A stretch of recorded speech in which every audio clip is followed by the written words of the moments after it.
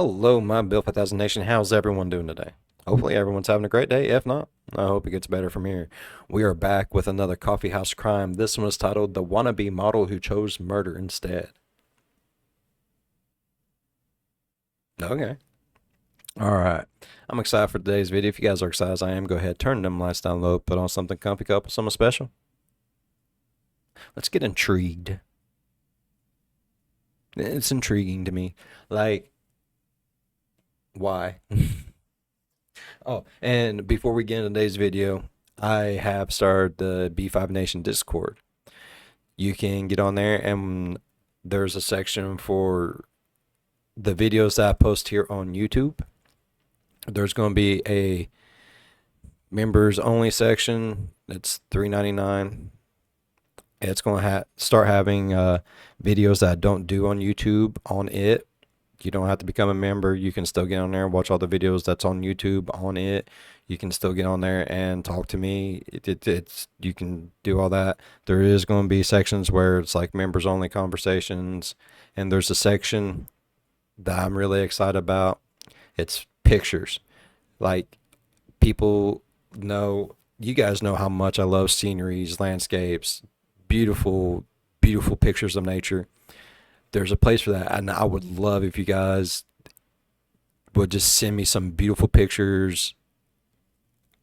I live in Ohio. I don't get to see a whole lot of shit. I don't travel a whole lot either, so I don't really get to see a whole lot of these beautiful places unless it's on videos and it's involving murder. I would like to see some of these beautiful places around where you guys are at, you know?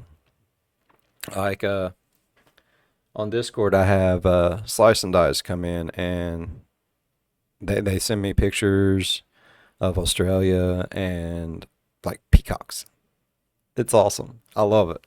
So there's a section for that. There's all kinds of stuff. You don't have to worry about like becoming a member right now. Like, only thing that I've done is like 25 emojis and so on and so forth. I haven't started putting videos up on there yet. So what I would like for you guys to do is go over onto the Discord. There is a section that says request. Put in some requests for things that I do not react to here, because a lot of people's like, man, I would really like for you to react to this short or whatever it is, and it's not really something I can do on YouTube, because when it comes to shorts, they prefer it to be like your original content. Yes, technically it is, but technically it isn't, because I'm reacting to someone else's video. So that's a kind of So some shorter videos and stuff like that that I don't do here, I will do there. Videos on channels that I just don't do here, I'll do there. So definitely, it's going to be worth it. It's going to be worth checking out. Go over there, give me some suggestions, tell me what you all would like to see, and we'll get started on that. All right? All right. And now, let's go ahead and get into today's video.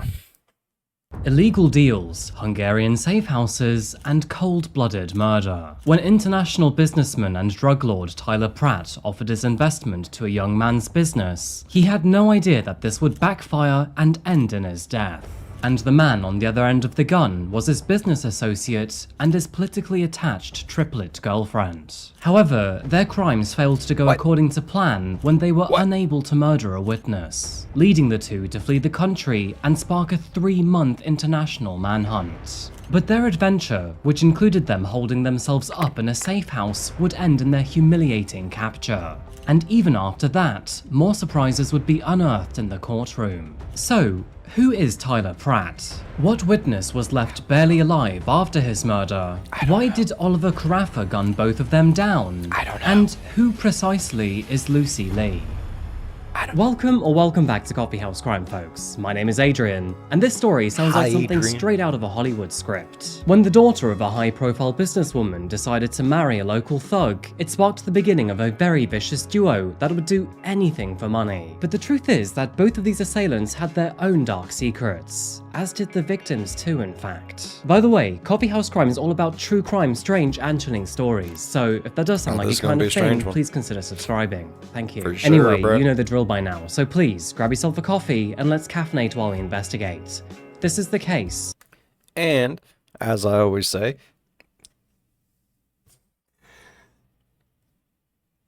And if you do not have one, but you need one, and by one I mean a coffee cup, a mug, to have your amazing coffee while you sit here and watch me and Adrian, then go on over to your Bill 5000 Nation store, get you a B5 coffee mug right now. We have several different designs, something to fit your needs. Even if you're an avid camper, go on over there because we got camping mugs too. Of Tyler Pratt.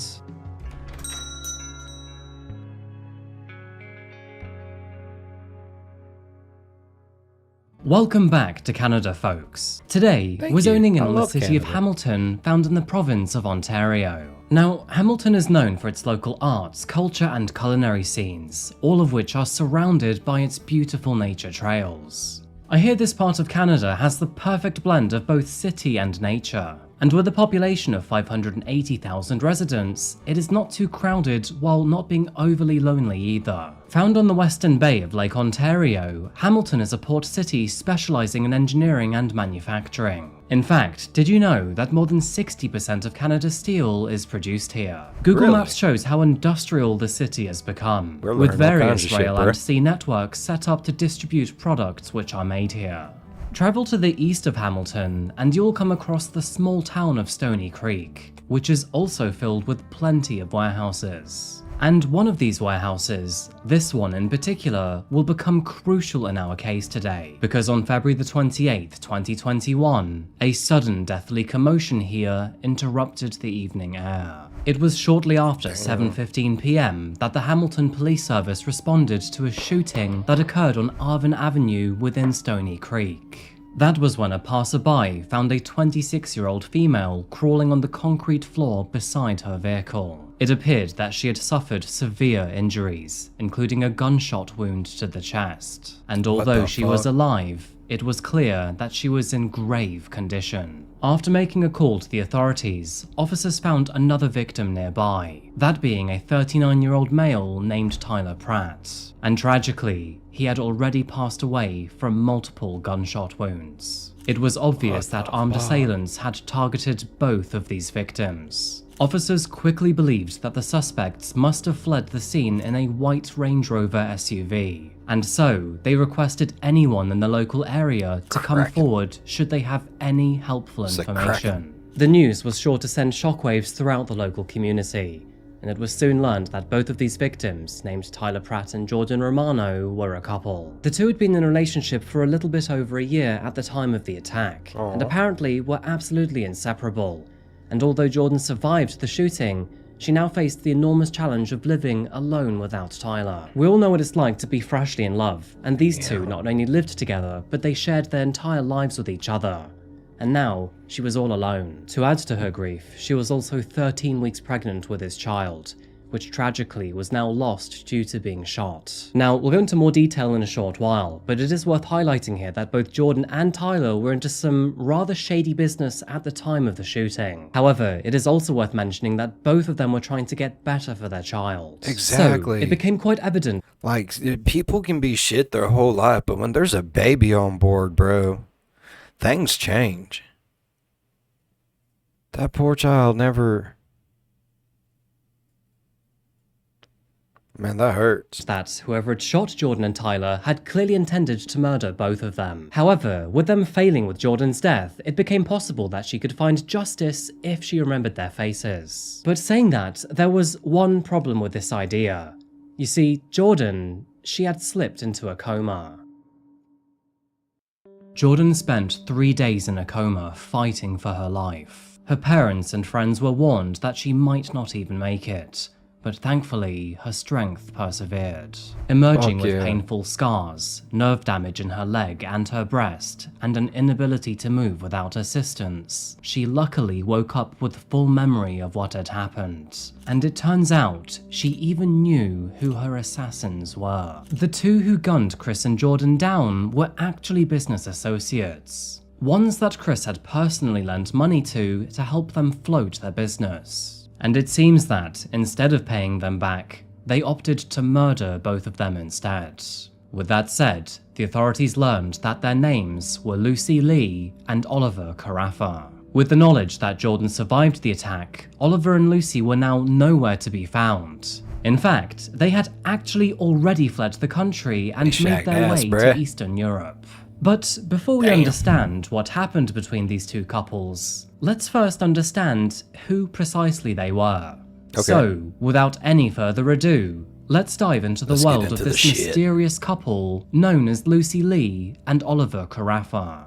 Right, so let's begin with Lucy. Yunlu Lee, better known by friends and family as Lucy, was a 25-year-old woman who grew up in Toronto. Born in the year 1999, she is the daughter of Hong Wei Winnie Liao, a high-profile and politically inclined businesswoman who even seems to have personal connections with Canadian Prime Minister Justin Trudeau. As the president of Respond International Group Corp, Winnie Lau leads a business focusing on Canadian asset allocation, family property inheritance, asset maximization strategies, and of course, tax strategies. After gaining a master's degree in China and then Canada, she devoted herself to the financial industry and has over 30 years of experience. She also holds annual charity galas and has strong connections with local politicians and Chinese diplomats. And so, it is quite clear to see that Lucy is the daughter of a very powerful mother. The surprises with her do not end there, however, because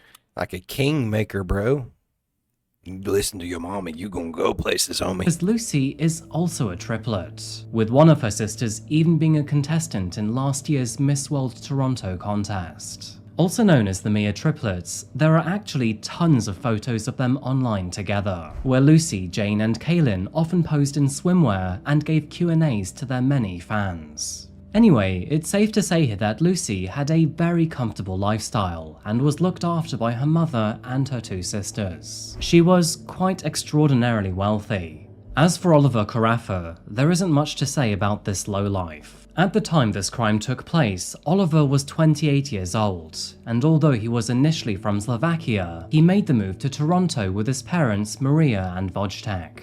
Unfortunately, his only known history is not pleasant either, because in 2014 he made national news for all of the wrong reasons. Yeah, go figure. It was 10 years ago that Oliver was found guilty of impaired driving, causing death, driving while over the legal limit of alcohol, criminal negligence causing death, and dangerous operation of a motor vehicle causing death. As a result of being found guilty of all of these charges, he was sentenced to a measly 5 years in prison. Are you The fucking conviction serious? stemmed from a crash which happened in April. Oh, that pisses me the fuck off. I hate hearing that.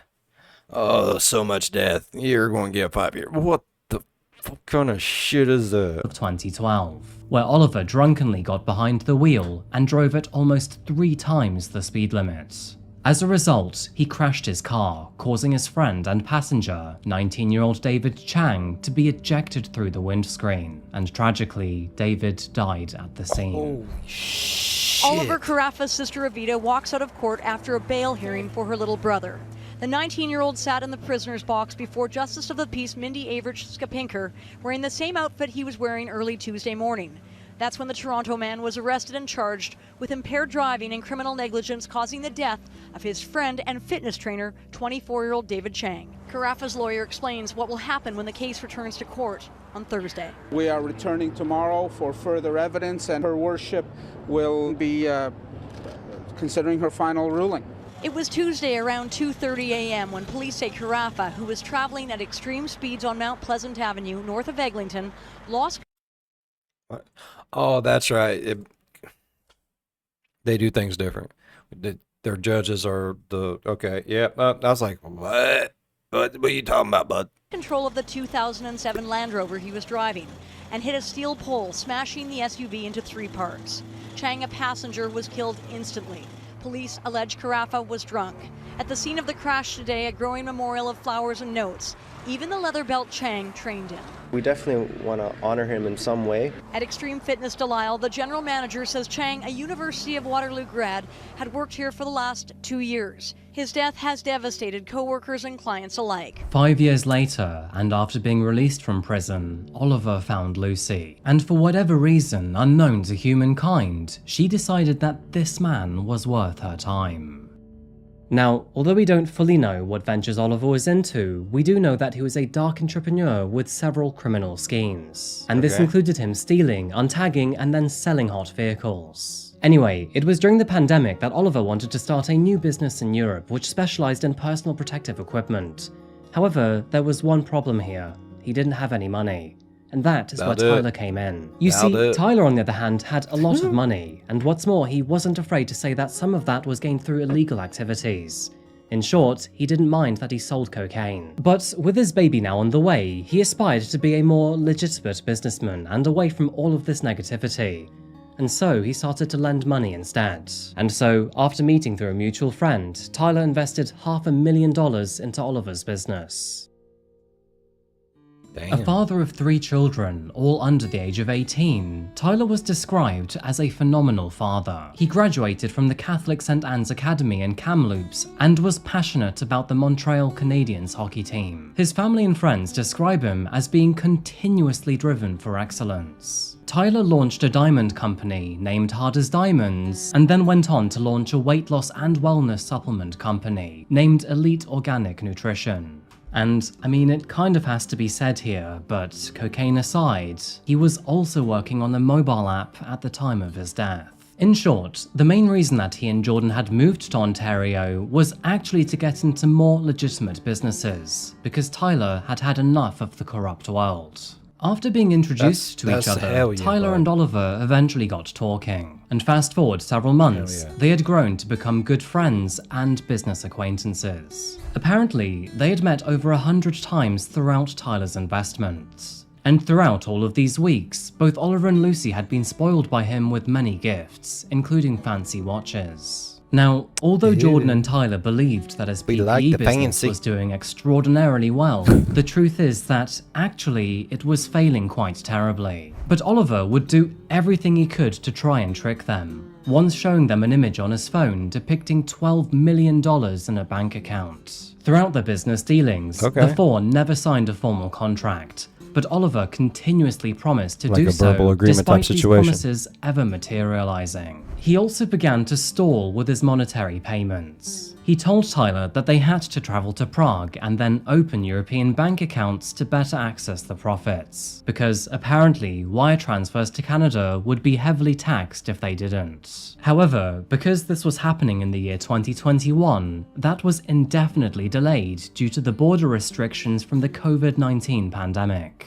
Now, the truth is here that Tyler was never actually a dangerous man, and that, furthermore, he had never threatened Oliver over the borrowed money. But Oliver and Lucy automatically began to feel the pressure, and instead of getting over the situation that they put themselves in, they decided to double down and formulate a plan to murder him and his partner.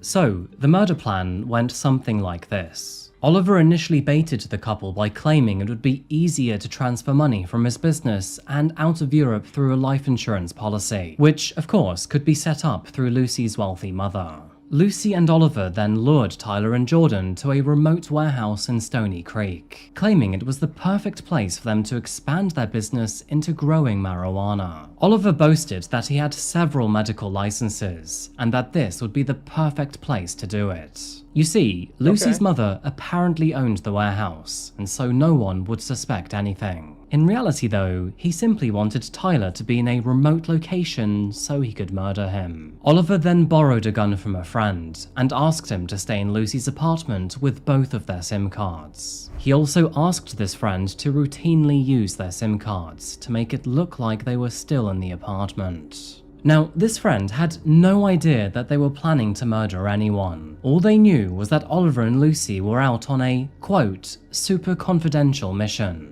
Oliver had also arranged to sell both his Audi SUV and Tyler's white Land Rover after the murders, settling on $4,000 for each vehicle because they were, quote, hot. On February 28, 2021, and at 1:13 p.m, Lucy and Oliver were spotted in the elevator going up to their shared apartment, indicating that they were at the property at the time. 2 hours later, at 3:33 p.m, Lucy was seen leaving the apartment in fake clothes, a hood, and a fake wig. Despite the effort, it very clearly was her, and although Oliver was not present at the time, it was determined that he likely took the stairs. At 5:07 p.m, Oliver and Lucy arrived at the warehouse on Arvin Avenue, and a quarter of an hour later, at 5:23 p.m, Tyler and Jordyn followed.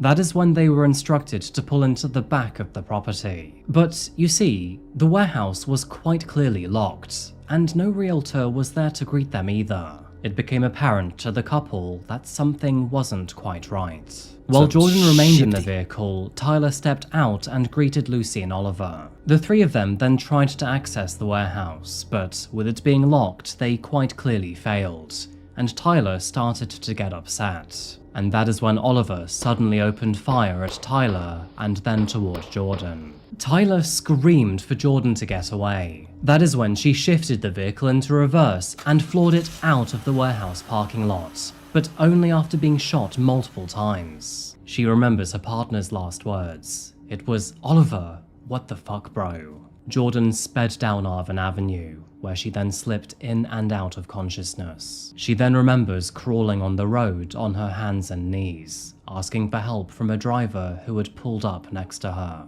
That is when suddenly everything went dark. Damn. Over the next hour, Oliver and Lucy prowled the streets around this warehouse, desperately trying to find Jordyn, but no matter where they looked, they couldn't find her. And so, eventually, they gave up and fled the area. They eventually decided that, even if she did survive the escape, she would likely bleed out and die instead. I mean, what were the chances she'd find medical treatment within the next hour anyway? Well, actually, that is precisely what happened. And after Oliver and Lucy realized that she'd survived, well, they knew they were in deep trouble. And so, after realizing they'd be wanted for murder if Jordyn were to ever wake up from this coma, they decided to do something drastic instead. And by drastic, I mean flee the country. After the murder, Oliver and Lucy returned to their apartment before gathering their belongings. And then, at approximately 3 a.m, they drove to a remote gas station and waited for it to open. When it opened at 6 a.m, Lucy then went inside and dumped a black bin bag in the public toilets. This bag containing bullets, a hat, and her blonde wig. Next, they abandoned their vehicle before then calling for a cab. Later that day, surveillance cameras captured Oliver and Lucy at Montreal Airport. And with all said and done, that is when they slipped out of Canada's airspace and made their way to Europe. Mountain police have confirmed 2 suspects involved in the homicide and attempted murder in Stony Creek last month have fled the country. Based on information, we believe 28-year-old Oliver Karafa and 25-year-old young Lucy Lou Lee boarded a flight from Canada to Eastern Europe approximately 24 hours after the murder of Tyler Pratt and the attempted murder of a second victim. We believe that Karafa and Lee are aware that they are wanted in relation to the incident and are actively evading police. Oliver and Lucy, if you're seeing this, we encourage you to turn yourself in. We are working closely with international authorities, and we are positive that our investigation will lead to your whereabouts. We will continue to relentlessly pursue you. Unfortunately, the authorities had learned of their escape only just a little bit too late. Oliver and Lucy had fled to Frankfurt in Germany, before then driving to his native country, Slovakia, where they then retreated to his parents' home. Despite things being okay initially, Oliver's parents were furious when the news of their arrest warrants became publicly known. They demanded that both of them should leave the house immediately. But that wasn't without any assistance from his father, who actually sent them to a safe house in Hungary. And that is where Oliver and Lucy laid low for several weeks, protected by his father's acquaintances. For these 7 long, grueling weeks, they remained in hiding. But after learning that their international arrest warrants had now supposedly been dropped, they then decided to venture out into the world and travel to Budapest. However, yet again, it looked like the two had no common sense whatsoever. Right. Because soon enough, they were arrested while trying to obtain fake Canadian passports. After their arrests, Oliver and Lucy were then separated into their own prison cells and given their own lawyers. And this marked the beginning of the end of our 2 young lovers. Surprise, surprise, but after 3.5 months on the run together and going through so many obstacles, Lucy's loyalty slowly started to sway. In the meanwhile, yeah. Oliver pressured her to fight extradition and claimed that she'd be safer in Slovakia rather than Canada. But unknown to him, Lucy had already made a deal with her lawyers. The long story short is that Lucy promised to return to Canada on the agreement that authorities could only prosecute her on charges of murder. Which sounds pretty stupid to me, because murder could possibly mean life in jail. So why try to avoid all of the smaller charges? Now, Oliver was furious with her decision. Not that it mattered anyway, because he too would be shipped back to Canada, only without the same agreement. What's interesting is that during her interrogation, Lucy actually complained about her flight back from Hungary, citing that she normally flew first class and was not used to economy class or its bland food. And if you'd believe it, her mum even offered to fly all of them back first class if she was permitted to do so. Anyway, in January of 2022, Lucy was bailed out of prison on a $2.7 million bond. However, in May of 2023, and after breaching her conditions twice, she was re-arrested and put back behind bars. And 1 year later, in May of 2024, both she and her husband would stand trial. It is worth mentioning here that our modern-day Bonnie and Clyde both pleaded not guilty. During their trial, the court was given an overwhelming amount of evidence. Tyler's blood was found on the hood of the Audi Q5 that Lucy and Oliver arrived in, and on the center console of his own Range Rover. His blood was also found on a pair of grey tracksuit pants, which they had thrown away. Tyler's and Jordyn's DNA was also found on a pair of masks that Oliver dumped in a recycling bin at a general store in Port Carling. This is where police also found Lucy's abandoned Mercedes vehicle and the wig she wore in the surveillance footage. Speaking of vehicles, both the Audi and the Range Rover were also found abandoned and damaged following the shooting. And although Oliver planned to sell them at a discounted rate, they ran out of time when they decided to immediately flee the country instead. Paint transfer was analysed on both vehicles, which determined that the green paint found on the Audi was likely from a structure at the crime scene, and that white paint found at the crime scene was also likely from the Audi. During the trial, a forensic pathologist testified that Tyler would not have died right away, and it would have likely taken many minutes for him to pass away, with a lower limit of 2 minutes and an upper limit of 2 hours. There were 6 bullet wounds on his body, 3 which went through his arm, 1 through the back of his neck and out near his ear, another through a graze on his chin, and then, finally, the fatal shot to the chest, which struck his left lung and lodged into his back. Now, you won't be surprised to learn this, but Lucy's attorney argued that she was not aware of Oliver's intentions, and that, furthermore, she missed several red flags before the shots were fired. While on the stand, Lucy testified that she was on the other side of the warehouse when the shooting took place, and even went as far to say that she was perhaps the stupidest person in the world for getting involved with his business. She further justified her flight to Europe with Oliver by insisting that he had convinced her that their lives were in danger, and that Tyler's gang would be after them as soon as they learned of his death. As for the blonde wig in the elevator, she claimed that actually it was a fetish wig, and that, furthermore, she decided to wear it while running away from an argument, which is why she was caught on camera. Sure, Lucy, that makes a lot of sense. Jordyn strongly disagreed with Lucy's story, and claimed that Lucy was actually physically much closer when Oliver pulled his gun out. It was clear to her that Lucy was an accomplice and not a witness. Jordyn told the court, "We considered them to be really good friends. We just had a good relationship with them. I don't know what more else to say, because it's embarrassing that it was fake." Jordyn also testified that ever since being gunned down, she has had to depend on alcohol to numb her pain. She has lived with so much fear of being hunted down that she once crashed her car thinking that Lucy and Oliver's associates were after her. In addition to the nerve damage that she has suffered, she also suffers from PTSD and grieves daily for the loss of her partner and her child. However, Jordyn would finally bite back in court, telling Oliver and Lucy that they are actually the ones who have had their lives cut short, and that they are pathetic, scary monsters. After a 7-week trial, the jury took only 1 day to deliberate, ultimately finding both Oliver and Lucy guilty over the murder of Tyler Pratt.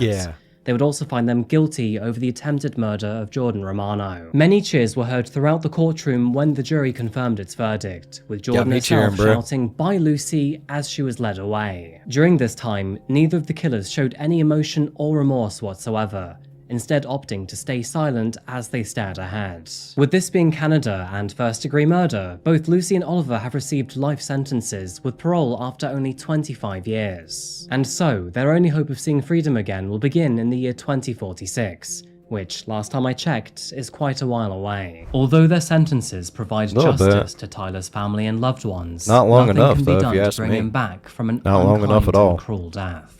Sure, he may have dealt with cocaine in the shit, past, man. which ultimately affects and harms the lives of many others. Murder was not the correct response to this. Already a father to multiple children, Tyler planned to improve his life by switching to more legitimate business practices. And unfortunately, through his own efforts to do so, he found his end.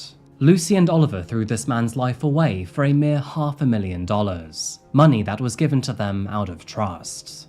And in response, they betrayed him in the worst way imaginable. I hope that the family and friends of Tyler Pratt will find peace in their recovery. And I also hope that Jordyn will eventually get to a point where she finds happiness.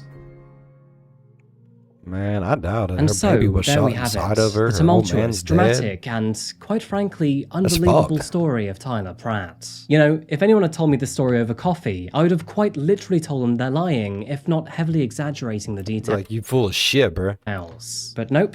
Unfortunately, this is precisely what happened. I mean, we have political figures, shady business deals, international evasion, safe houses, and even It'd make a fetish killer wig. movie. Oliver and Lucy really did see themselves as criminal masterminds. But alas, the two are actually quite stupid. They're really stupid. And as for Lucy, well, I guess really all of her brain stupid. cells must Put have them in gone the to the other ground. two triplets. This story still really baffles me, and Lucy really did have it all. In fact, both of them were born into wealth. Anyway, folks, I think that pretty much concludes our case. All right. Thank you much, Adrian. That was a good one, bro. That was crazy. All right. I really enjoyed today's story. If y'all enjoyed today's story as much as I did, please go down there and leave a thumbs up. It really helps the channel grow. While you're down there going over, hit that subscribe button. Become part of the Bill for 1000 Nation. We do some crazy shit here. Oh, excuse me. If you want to know when that crazy shit happens, ding that bell. It might work for you. It might not. It probably won't. But if it do, jump in on one of my premieres. Go over into live chat and be like, "Hey, Bill. You know, I was at the Walmarts today, and it was an experience. And by the time I got out of that Walmart, I was just so angry and frustrated and mad doing that self-checkout shit that I just didn't want to deal with it no more. You know, I just was sitting out in my car like, hey, trying to get myself in a good mood. Then you dinged me. It was like voices from heaven. And then watched you, got myself in a good mood, and drove home. I'm gonna be like, hell yeah. That's what I like to hear. Leave a like and dip. That's all you got to do. And if you want any more Bill 5000 or anything else Bill 5000 related, go over, check out the Discord. While you're at it, if you want, go check out the merch store. We got some amazing merch. As always, be good to one another. I'll see you in the next one. Bye-bye. Damn, that was fucked.